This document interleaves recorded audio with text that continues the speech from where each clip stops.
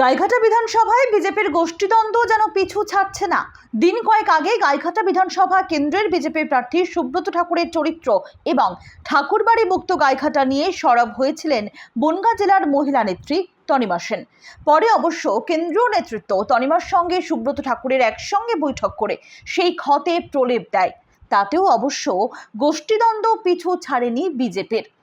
রাত পোহালে ভোট। মঙ্গলবার সকাল থেকেই গাইঘাটা বিধানসভা কেন্দ্রের গোবরডাঙ্গা সুটিয়া পাঁচপোতা জামদানি এলাকায় সুব্রত ঠাকুরের বিরুদ্ধে পড়ল পোস্টার।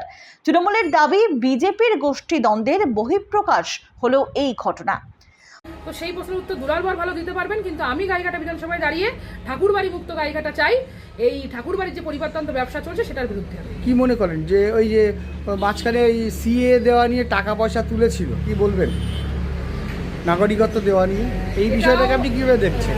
এটা আমি কি বলবো বলুন, এটা নিয়ে অনেক কিছু হয়েছে, মানুষ অভিযোগ করছে। তো সেই সমস্ত কিছু সবকিছু মিলিয়েই একটা বিরোধ আমরা তৈরি করেছি। তো সের বিরুদ্ধেই আজকে আমি রাস্তায়। মানে মূলত আপনার অস্ত্র, প্রচারের অস্ত্র কি হবে?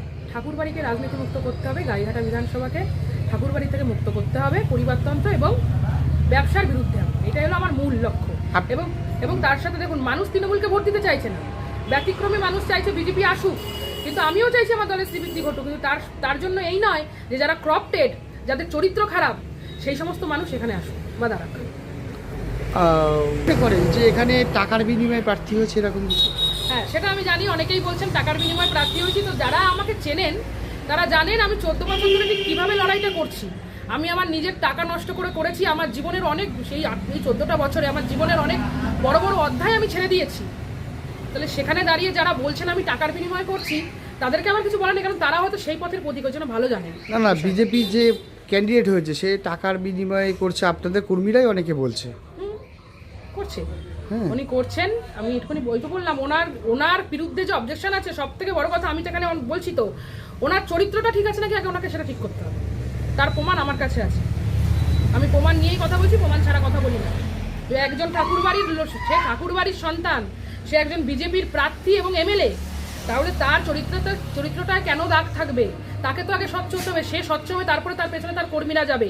যে স্বচ্ছ নয় তার পেছনে আমি নেই। এবং এই পেরেকটা হয়তো কেউ পুঁততে পারছিল না, সেটা আমি সাহস করেছি এবং এই অন্যায়ের বিরুদ্ধে আমি সোচ্চার হচ্ছি এবং আমি হব।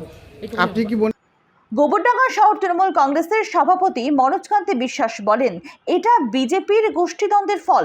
বিগত দিনে আমরা দেখেছিলাম তাদের নেত্রীর বিরূপ মন্তব্য।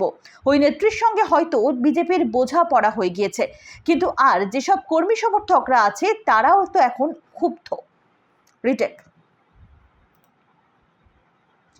কিন্তু আর যেসব কর্মী সমর্থকরা আছেন তারাও তো এখন বিক্ষুব্ধ।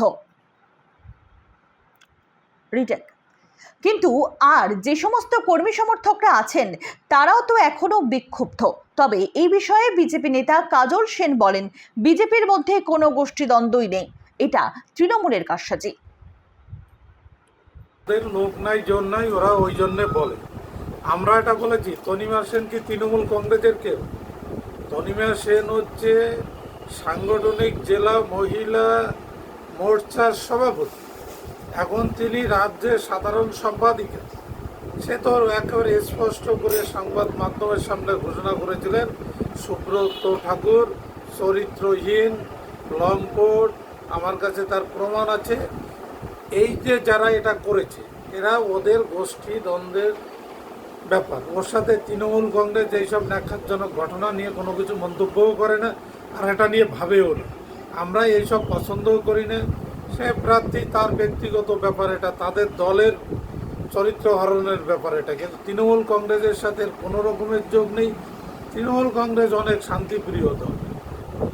আমরা এইসব মতবাদে বিশ্বাস করি না। ওটা তার মানে গাইঘাটা জুড়ে, বিধানসভা জুড়ে পোস্টার ছড়িয়ে গেছে। কিভাবে দেখছেন বিষয়টা আপনার তৃণমূল কংগ্রেসের পক্ষ থেকে? দেখেন, এটা তো আমরা তখনই বলেছিলাম, এটা হাস্যকর। আমি কি বলবো বলুন, গত 5 বছর ধরে সুব্রত ঠাকুরকে আমার গোবরডাঙ্গার মানুষ, গাইঘাটার মানুষ দেখে। কথাটা বুঝতে পারছেন? এটা তাদের রাগের বহিঃপ্রকাশ। তারা মতুয়া ধর্মের মানুষ। হরিচাঁদ গুরুচাঁদ ঠাকুরের বাড়িতে বংশে তার জন্ম হয়েছে।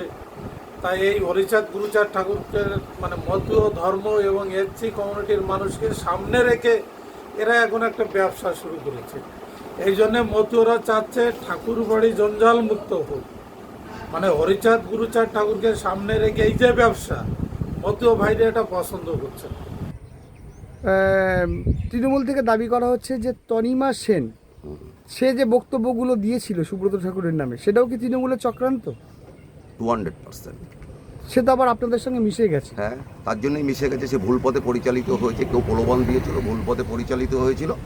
সে বুঝেছে যে আমি ভুল পথে পরিচালিত হয়েছে, তাই এবার রিটার্ন এসছে নিজের ঘরে নিজে তার সেই কথাগুলো যেগুলো বলেছিল, সে কথাগুলো বলেছে, সে নিজেই আবার উদ্যোগ করেছে কথাগুলো যে আমি ভুল করেছি কারণ প্রলোভনে হোক যাই হোক সে ভুল করেছিল।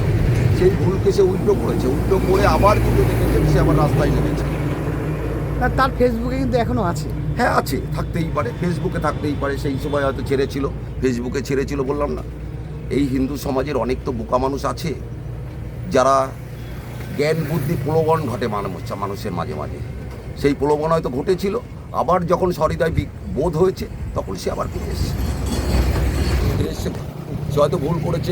আপনার ঘরে যদি 5টা সন্তান থাকে, একটা সন্তান ভুল করতেই পারে, কিন্তু সেই সন্তান যখন বুঝবে যে আমি আমার ঘরে ফিরে যেতে হবে, ভুল করেছি, সে অবশ্যই রিটার্ন আসবে। মানে ওই মহিলা বলার পরেই তারপরে একটা ভিডিও ভাইরাল হয়েছিল সুব্রত ঠাকুরের। ওটা ফেক ভিডিও, ওটা সম্পূর্ণ গোষ্ঠীদ্বন্দ্ব আমাদের মধ্যে নেই, এগুলো তৃণমূল তৈরি করছে। তৃণমূল ভয় পায়, আমাদের লড়াইটাকে ভয় পাচ্ছে। আমরা প্রতিনিয়ত আমরা সুব্রত ঠাকুরের সঙ্গে যেভাবে আমরা আমাদের প্রার্থীকে নিয়ে মানুষের কাছে পৌঁছাচ্ছি, মানুষ যেভাবে সাড়া দিচ্ছে আমাদের, আমরা গতবারের থেকে অনেক বেশি মার্জিন আমরা জিতবো গোবরডাঙ্গা এবং সার্বিক গাইঘাটায় তৃণমূল নামক একটি চোরেদের দল এবং সিপিএম যারা চামচাগিরি করছে তৃণমূলে পুরো মুছে যাবে। ভারতীয় জনতা পার্টি পদ্মফুল ফুটবে, সুব্রত ঠাকুর আবারও আমাদের বিধায়ক হবেন। আমাদের দল রিপোর্ট পিবি নিউজ।